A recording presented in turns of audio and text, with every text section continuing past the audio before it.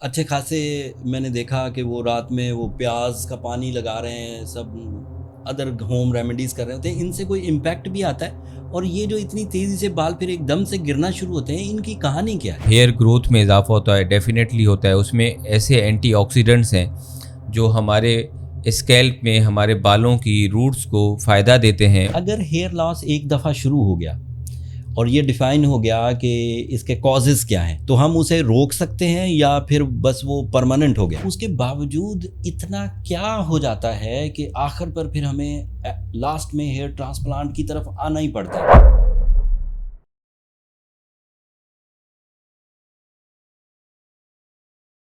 السلام علیکم دوستو، میں Haris Azmi. Professional podcast کی سیریز میں یہ ہمارا دوسرا پوڈ کاسٹ ہے. اینڈ ہم نے کوشش کی تھی پچھلے پروگرام میں کہ جو ہیئر سے ریلیٹڈ مسائل ہیں ان پر میڈیکل ایکسپرٹس سے ان کی رائے لی جائے. ہیئر زندگی کا بال یعنی کہ زندگی کا ایک بڑا اہم جزو ہے. اس کے بارے میں کئی کہاوتیں مشہور ہیں. ایک کہاوت جو آپ نے اکثر سنی ہوگی کہ hairs are the crown of a girl, یعنی کہ اس کے سر کا تاج.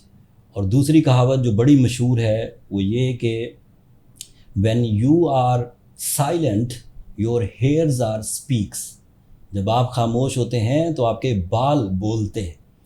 آپ خود بھی اندازہ لگائیں کہ کسی انسان کے سر پر اگر کوئی بال باقی نہ رہے تو اس کی پرسنالٹی میں کتنا ڈاؤن فال آ جاتا ہے.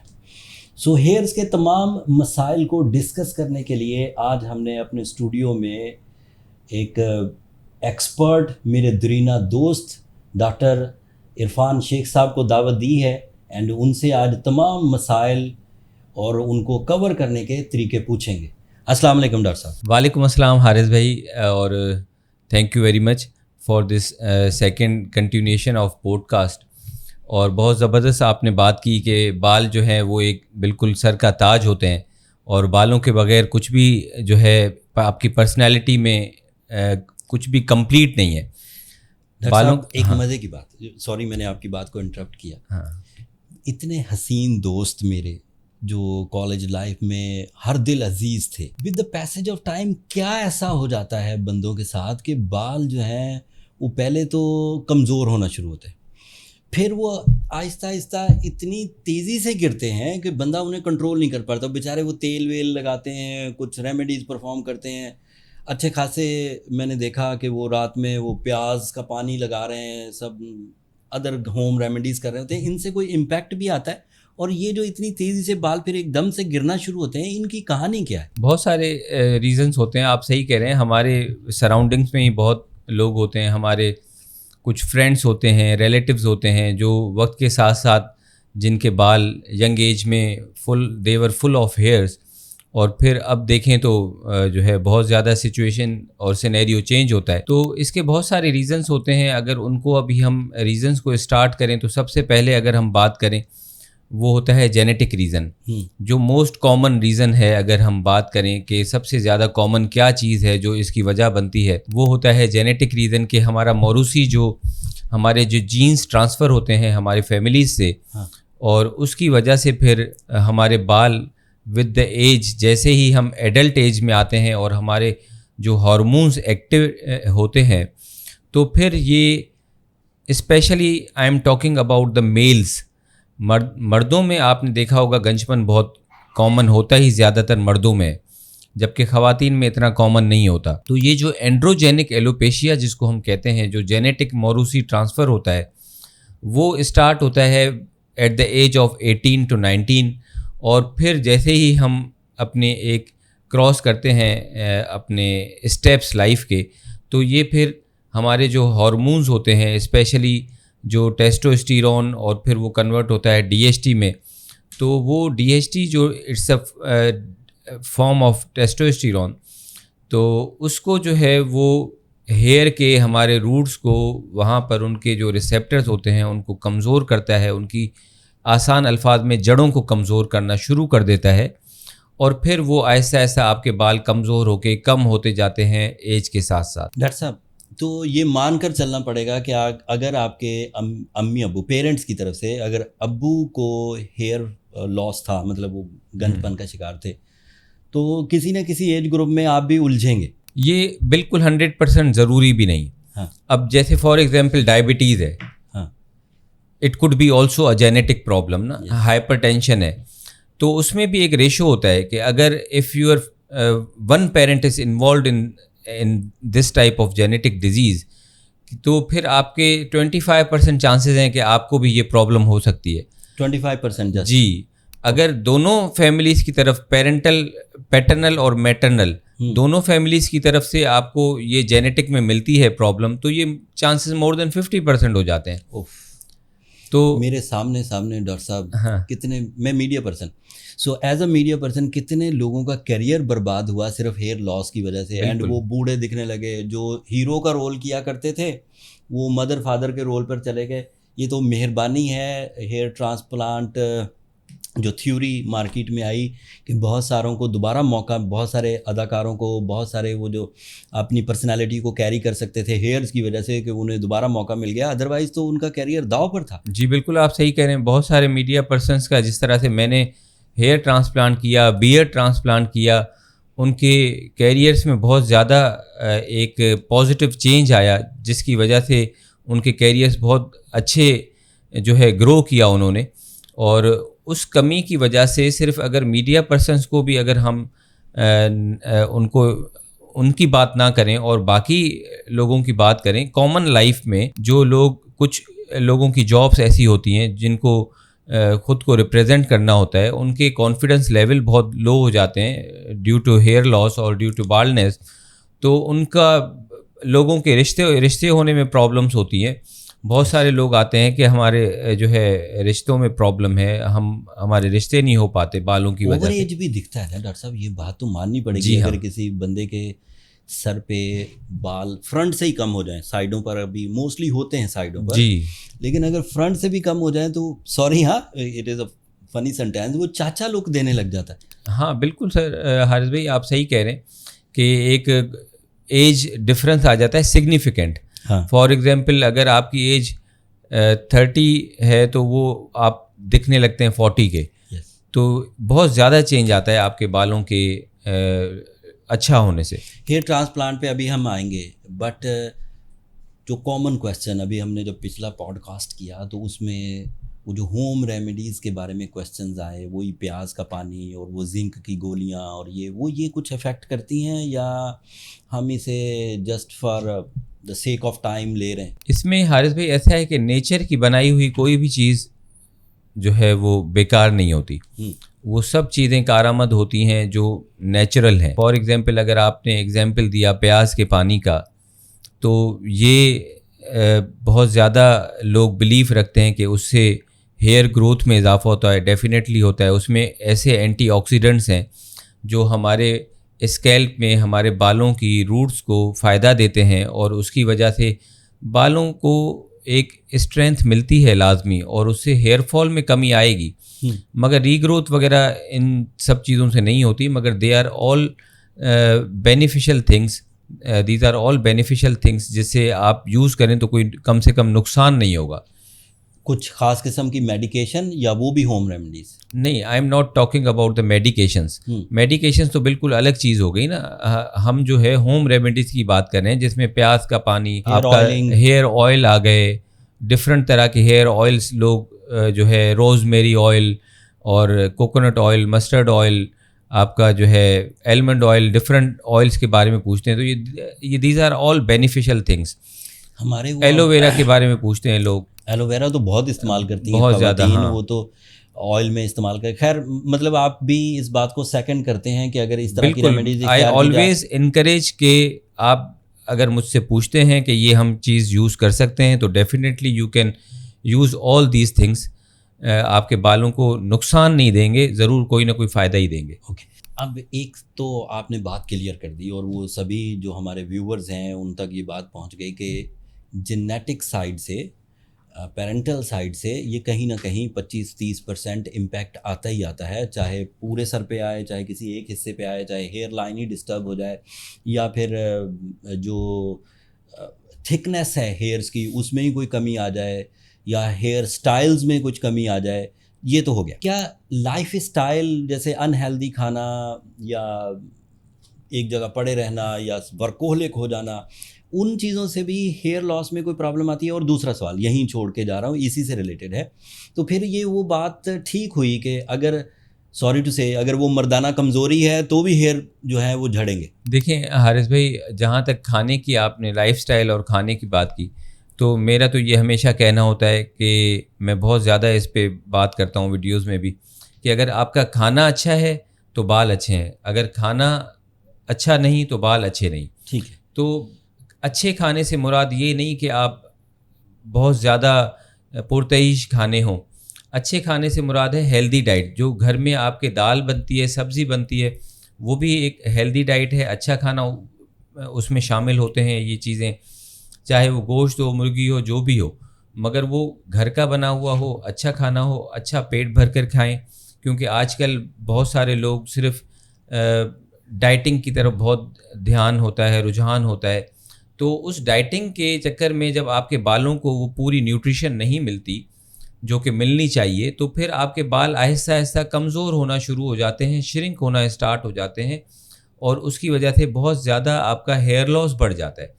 تو ہیلدی ڈائٹ کو پریفر کرنا چاہیے, جنک فوڈ کو آپ نے ہمیشہ ریجیکٹ کرنا چاہیے اچھے بالوں کے لیے. ٹھیک ہو گیا ڈاکٹر صاحب, دو چیزیں کلیئر ہو گئیں کہ ہیلدی لائف اسٹائل آپ کو ضرور سپورٹ کرے گا, اینڈ جو آپ کے یہ جو ہوم ریمیڈیز ہیں یہ بھی اس کو بھرپور سپورٹ کریں گی. اب آتے ہیں تھوڑا سا میڈیکل سائنسز کی طرف, تھوڑا جدیدیت کی طرف. یہ سب چیزیں کر لیں, اس کے کرنے کے بعد اب ہمیں یہ کیسے پتہ چلے گا کہ ہم وہ جینیٹک ایشو میں پھنس چکے ہیں؟ کوئی ٹیسٹ ہے اس کا, یا پھر ہم خوراک کی کمی یا غذائی جو اجزاء ہیں اس کی کمی میں پھنسے ہوئے؟ تو ان دونوں میں میڈیکل سائنس ہمیں ابتدائی طور پر کیا سپورٹ دیتی ہے فار دا ڈائگنوسس, اس میں کون سے ٹیسٹ ضروری ہوتے ہیں؟ دیکھیں جینیٹک ٹیسٹنگ تو ہیئر لاس میں اتنی زیادہ اس کی وہ نہیں ہوتی, مگر یہ ہے کہ آپ کا کچھ ایک دو بیماریاں ہو سکتی ہیں ہیئر فال کی, جیسے ایلوپیشیا ایریٹا ہے, بال کھورا جس کو کہتے ہیں, وہ آٹو امیون ڈیزیز ہے. اگر وہ آپ کے ہیئر لاس کا سبب ہے جس میں پیچز بن جاتے ہیں, تو پھر اس کے کچھ آٹو امیون ٹیسٹ ہوتے ہیں. اور اس کے علاوہ باقی اگر آپ کچھ اور ٹیسٹ جو کروانا چاہتے ہیں جس کی وجہ سے ہیئر لاس فیس کر سکتے ہیں, اس میں میری نظر میں سر فہرست ہے تھائرائڈ کی پرابلم. تھائرائڈ کی پرابلمس کی وجہ سے بہت زیادہ ہیئر فال ہوتا ہے, تو اس کو آپ نے سارٹ آؤٹ کرنا چاہیے. اس کے علاوہ خون کی کمی جو کہ پاکستان میں بہت کامن ہے, ہمارے ہیموگلوبن ہمیشہ لو ہوتے ہیں, تو iron deficiency anaemia is very most common cause of hair loss and جو ہے آپ کا ہیئر تھننگ. تو ہمیں اپنا ہیموگلوبن چیک کرنا چاہیے, آئرن لیولز چیک کرنے چاہیے. وائٹامن ڈی کا بھی ایک رول ہے, مگر زیادہ تر رول اس کا ہمارا ہوتا ہے بونس وغیرہ میں. تو وائٹامن ڈی کا رول ہیئر لاس میں ہے مگر کم ہے, وہ بھی ہمیں چیک کرنا چاہیے. اس طرح سے اور جو اسٹریس لیول ٹیسٹ ہوتے ہیں کہ stress is very common cause of hair loss جو کہ لائف سٹائل میں آتا ہے, تو اس کو ہمیں سائیکولوجیکل اگر کسی کو ڈپریشن ہے, اسٹریس ہے, تو وہ دیکھنا چاہیے کہ اس کی وجہ سے بہت زیادہ ہیئر فال ہوتا ہے. آپ نے بہت قیمتی تینوں جو سمٹمز جو میں پوچھنے والا تھا on the basis of my researches, آپ نے وہ پہلے ہی بیان کر دیے. اب یہ بات تو کلیئر ہو گئی کہ چلیں ہم لوگوں نے یہ ٹیسٹ کرا کے فائنڈ آؤٹ کر لیا کہ اب میرے ہیئرز تیزی سے گرنا شروع ہو چکے ہیں, کمپلین پیدا ہونا شروع ہو گئی ہے. کچھ تو ہیئر گر رہے ہوتے ہیں, وہ پتہ نہیں چلتا, تھوڑے تھوڑے گر رہے ہوتے ہیں. کچھ تو وہ گچھوں کی طرح ہاتھ میں ہی آنے لگ جاتے ہیں, وہ تو بہت ہی سیویئر کنڈیشن ہوتی ہے. اس میں تو وہ پھر جو پیشنٹ ہوتا ہے یا جو بھی بندہ, وہ تو پھر بھاگتا ہے ڈاکٹر کے پاس. ادروائز لوگوں کے آہستہ آہستہ کم ہو رہے ہوتے ہیں, انہیں پتہ ہی نہیں چلتا, یا پھر وہ بال بڑے رکھنا شروع کر دیتے ہیں تو وہ کافی سارا حصہ کور کر لیتے ہیں. لیکن اگر ہیئر لاس ایک دفعہ شروع ہو گیا اور یہ ڈیفائن ہو گیا کہ اس کے کازز کیا ہیں, تو ہم اسے روک سکتے ہیں یا پھر بس وہ پرماننٹ ہو گیا؟ جی بالکل روک سکتے ہیں حارث بھائی, پرماننٹ نہیں ہوتا اگر اس کے ہمیں ریزنس مل جائیں.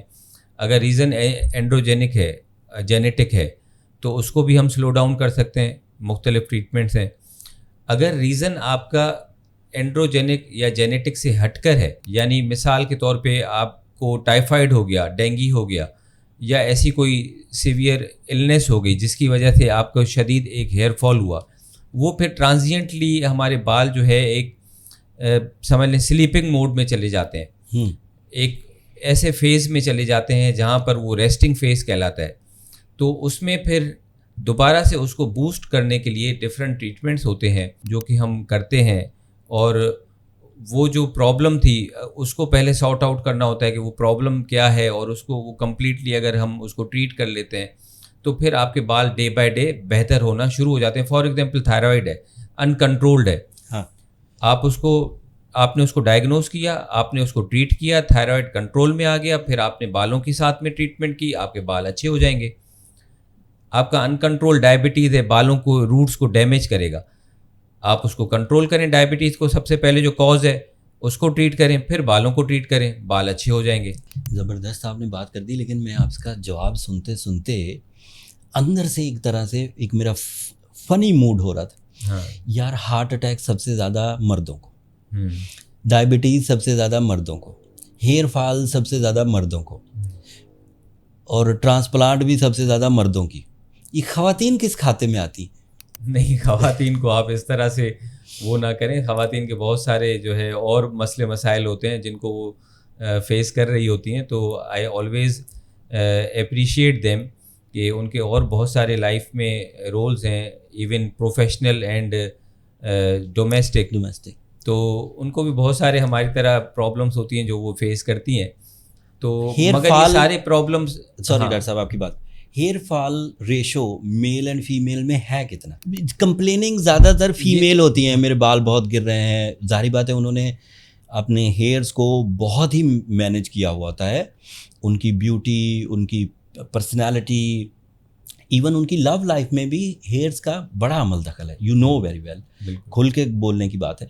اگر جتنی کیئر وہ کرتی ہیں, جتنا وہ سنبھالتی ہیں, اور ظاہری بات ہے ان کے پاس جو اسٹرینتھ ہوتی ہے, بال بھی ان کے لمبے یا وہ بھی زیادہ ہوتے ہیں, اور وہ ان کی کیئر کرتے ہیں. اگر اتنی کیئر میلز کریں تو کیا وہ اس طرح کے ریزلٹس حاصل کر سکتے ہیں کہ نہیں؟ دیکھیں حارث بھائی, کیئر ہی تو وہ نہیں کرتی بالوں کی. ہاں جی بالکل ایسا ہی ہے. ان کا جو ہیئر فال ہوتا ہے وہ ان کی کیئر نہ کرنے کی وجہ سے ہوتا ہے.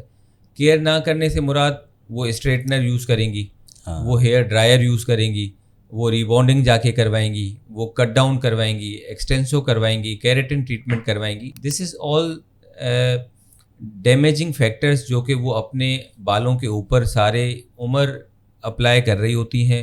تو بالوں کو بھی جو ہے ایک برداشت ہوتی ہے, ان کی ایک ٹالرنس ہوتی ہے کہ وہ اتنا چل جاتے ہیں پھر بھی اس کے باوجود, کہ جب آپ ان پہ اتنے زیادہ کیمیکلز لگائیں اور اتنی زیادہ ان پہ آئرننگ کریں اور اتنا زیادہ لیول کا ان کو ہیٹ دیں, تو یہ تو یعنی وہ ہم مردوں میں تو یہ اس طرح سے کرتے ہی نہیں ہے. کیئر تو ہم مرد کرتے ہیں بالوں کی, کہ ہم بالوں, ہمارے بال بھی تھوڑے ہوتے ہیں, ہمیں کیئر تھوڑی سی کرنے سے بہرحال ریزلٹس اچھے مل جاتے ہیں. جی بالکل. لیکن میں نے کبھی گنجی خاتون دیکھی نہیں, مجھے اس لیے کیوریوسٹی ہو رہی تھی. نہیں, ہم نے بہت دیکھی ہیں جو اس طرح کے. میرا یہ میسیج بھی ہوگا آپ کے تھرو کہ اس طرح کے ٹریٹمنٹس کرنے سے اوائڈ کریں, کیونکہ میں نے دیکھا ہے اتنے سالوں میں بہت سارے خواتین کے بال بالکل ختم ہو جاتے ہیں, تو جس کی وجہ سے ان کو بہت زیادہ ڈیفیکلٹی ہوتی ہے اپنی لائف میں, ان کا کانفیڈنس لیول بالکل شیک ہو جاتا ہے. اور پھر ایک بات بہت ضروری ہے کہ اگر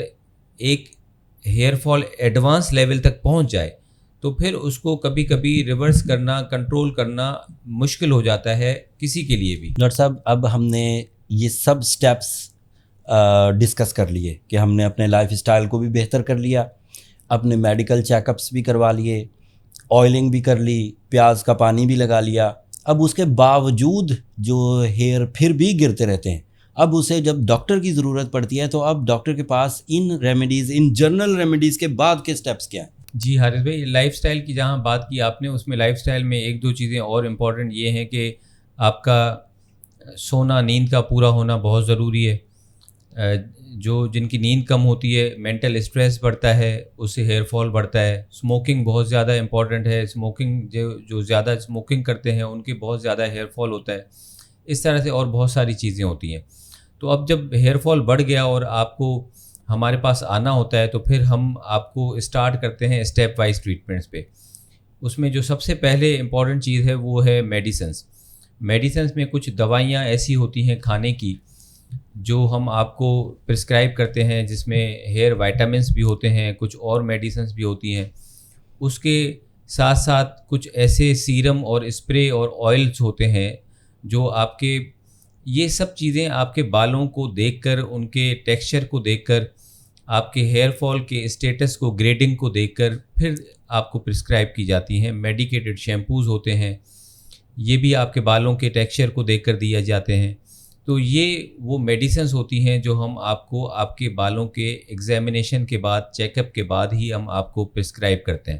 یہ بات بھی, اب یہ اسٹیپ بھی کلیئر ہو گیا کہ ہم نے بالوں کو ایگزامن کیا, ڈاکٹر حضرات نے اپنی ایکسپرٹیز سے, آپ کی جو ایکسپرٹیز ہیں, آپ کی جو ایکسپیرینسز ہیں, اس کے بعد کچھ میڈیسنس چلیں اور اس سے کچھ دنوں کے لیے ہیئر فال رک گیا, کچھ بہتری بھی آ گئی. اب اس کے بعد اس بات کے پھر چانس پیدا ہو جائیں گے کہ دوبارہ پھر وہ ہیئر فال شروع ہوگا, اور اگر دوبارہ پھر ہیئر فال شروع ہوتا ہے تو ہمیں دوبارہ اس کا کوئی نیکسٹ لیول آف ٹریٹمنٹ ہے یا پھر ہمیں وہی میڈیسنز ریپیٹ کرنی ہوں گی؟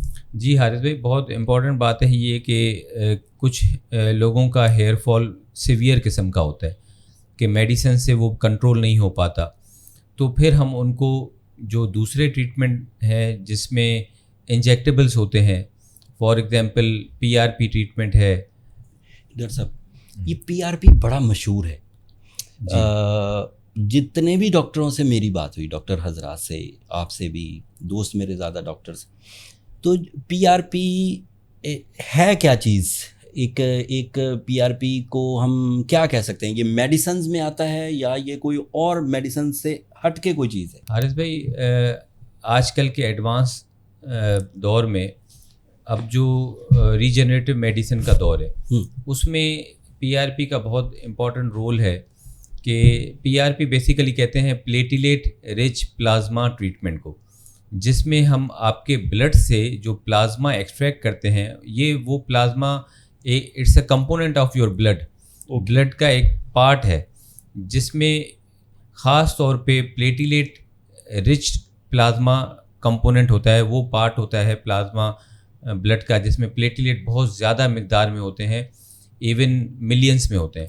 اور پلیٹیلیٹس میں اللہ تعالیٰ نے وہ ایک خوبی رکھی ہے کہ وہ اس میں ایک ایسے گروتھ فیکٹرز موجود ہوتے ہیں جو آپ کے پریزنٹ ہیئرس کی روٹس کی گروتھ کو بڑھانے میں ہیلپ آؤٹ کرتے ہیں. PRP کو تھوڑا اور ایکسپلین کریے کہ یہ تو پتہ چل گیا کہ وہ آپ ہی کے پلیٹلیٹس ہیں اینڈ انہی کو ایک جگہ سے ایکسٹریکٹ کر کے ہم ہیئر کی جگہ پر لگاتے ہیں. بالکل, اتنا تو کامن پیپلز کو پتہ ہے.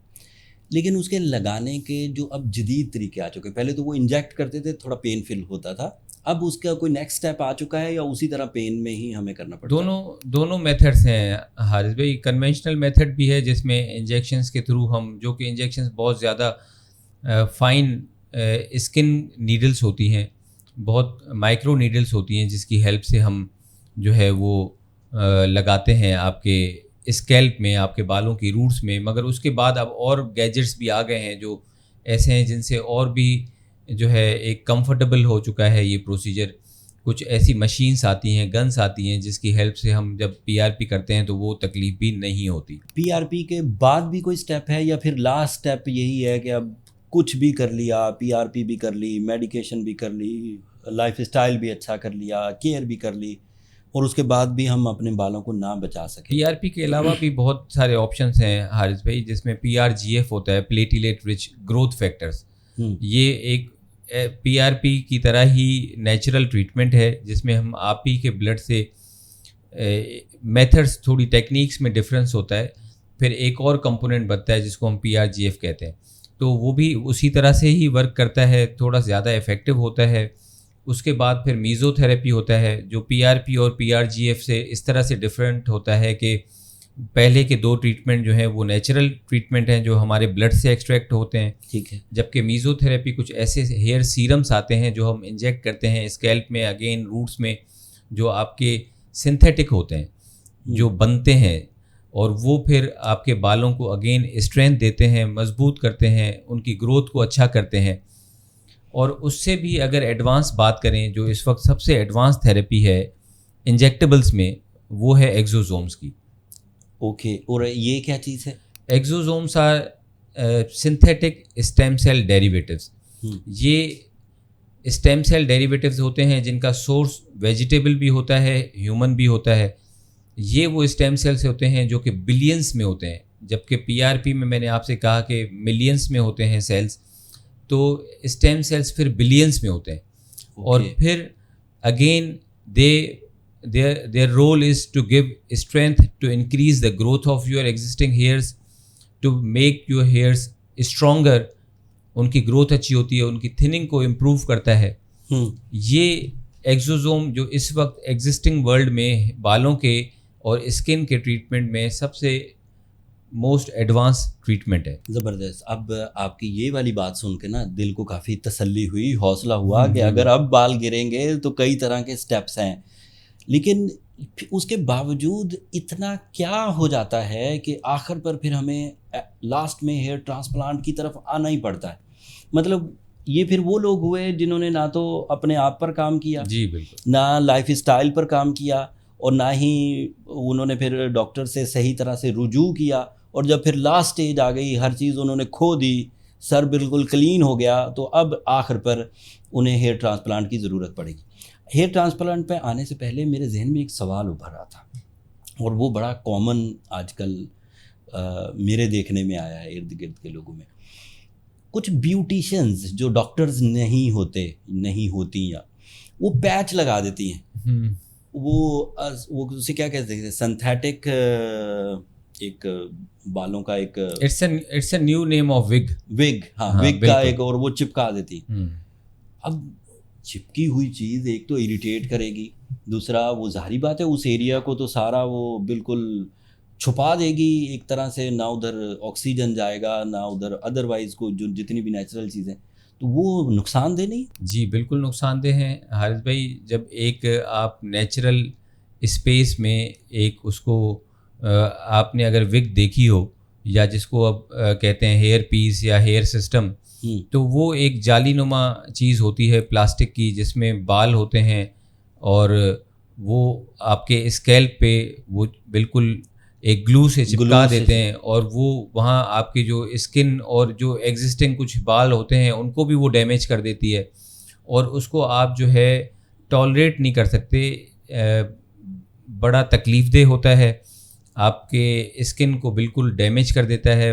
وہاں پر آپ کو اسکن انفیکشنس ہو جاتے ہیں، پمپلس ہو جاتے ہیں، اور بہت تکلیف دہ ہوتا ہے. جو یہ یوز کرتے ہیں یہ وہی بتا سکتے ہیں آپ کو کہ وہ کتنی ایک تکلیف دہ چیز ہے. میں بات سمجھ نہیں پایا ڈاکٹر صاحب، بھی تکلیف دہ بھی ہے اور پرماننٹ بھی نہیں ہے، اور ہزار طرح کے اس سے پہلے ٹریٹمنٹ موجود ہیں جو ابھی آپ نے بیان کیے. میری نالج میں آپ نے اتنا اضافہ کیا، لائف اسٹائل سے متعلق چیزیں بتا دیں، سبھی اس پوڈ کاسٹ میں اتنی انفارمیشن دی. وہ اس طرف کیوں نہیں آتے؟ وہ پھر ان بیوٹیشین ٹائپ کے لوگوں کے ہتھے چڑھ جاتے ہیں جو کہ انہیں بس انسٹنٹ کچھ ان کی پرسنالٹی میں گروتھ کے لیے ایک آدھ گھنٹے کا وہ کوئی ایک ریلیف دے دیتے ہیں، وہ اس چکر میں پڑ جاتے ہیں، یا پھر انہیں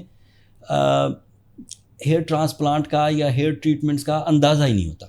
جی بالکل صحیح کہہ رہے ہیں، کیونکہ وہ جو ہیئر سسٹم یا ہیئر پیس اور وگ جو ہوتی ہیں، یہ بھی کوئی ایسا نہیں ہوتا کہ بہت اکنامیکل ہوتی ہیں، بہت زیادہ اور کنٹینیوس ایک خرچہ ہوتا ہے اس کو مینٹیننس کا بھی.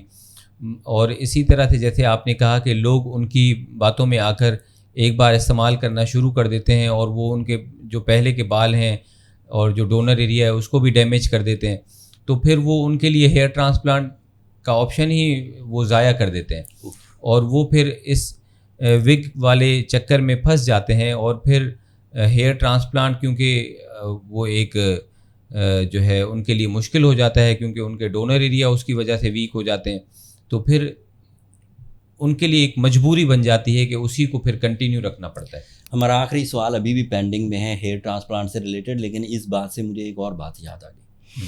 جب خواتین پارلر جاتی ہیں، ظاہری بات ہے اپنی بیوٹیفیکیشنس کے لیے، اپنی کیئر کے لیے، تو وہ جو بیوٹی ہیلپرز ہوتی ہیں سیلون میں، وہی انہیں مشورہ دیتی ہیں کہ کیراٹن کرا لینے سے آپ کے ہیئر جو ہے وہ بڑھے.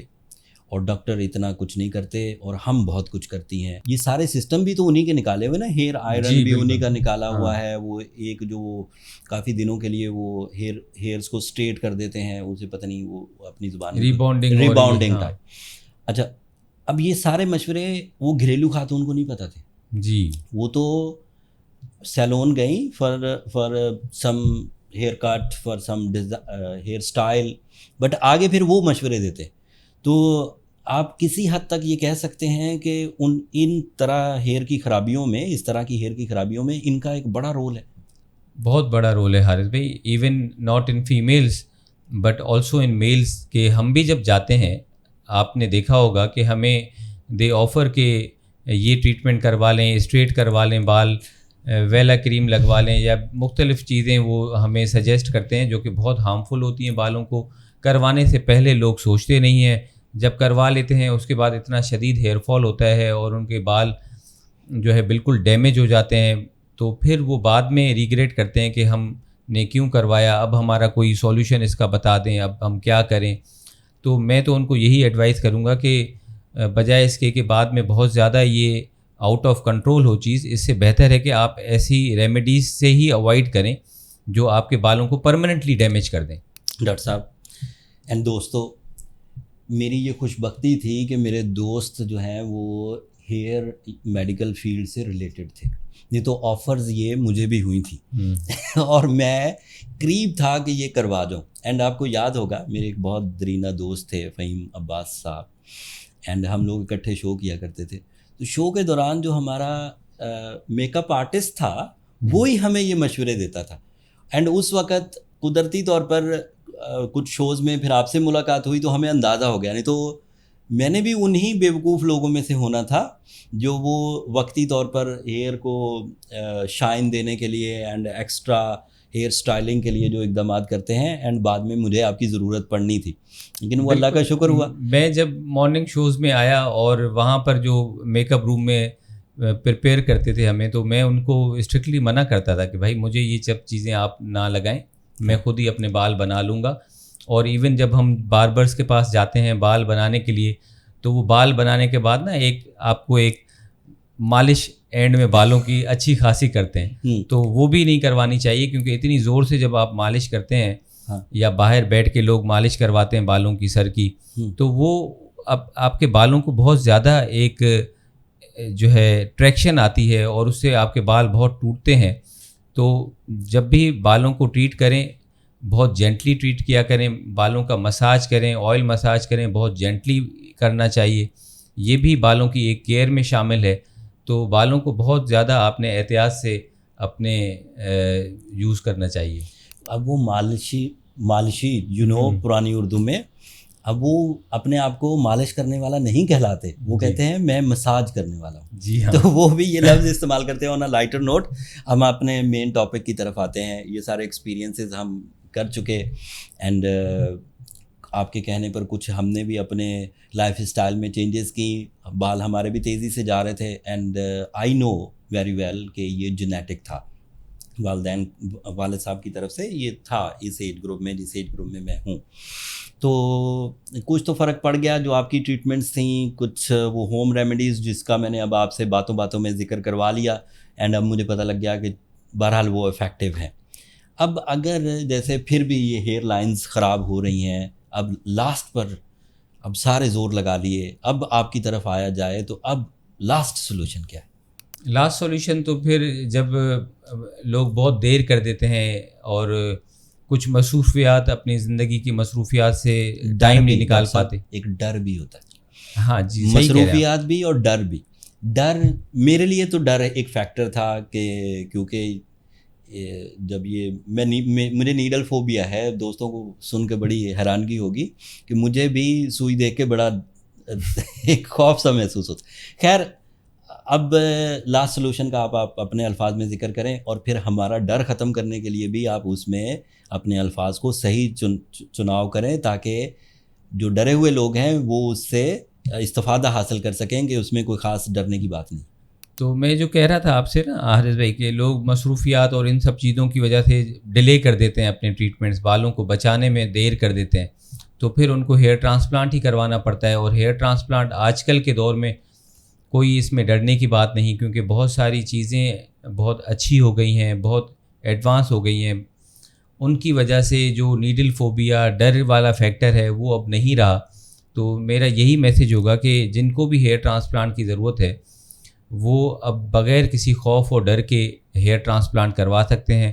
بس اس چیز کا ضرور خیال رکھنا ہے کہ آپ نے وہ ہیئر ٹرانسپلانٹ کہاں سے کروانا ہے, کس سے کروانا ہے, کوالیفائڈ ہے یا نہیں ہے, پراپر سیٹ اپ اوٹیز کا ہے یا نہیں ہے, وہاں پہ اسٹرلائزیشن ہے یا نہیں ہے.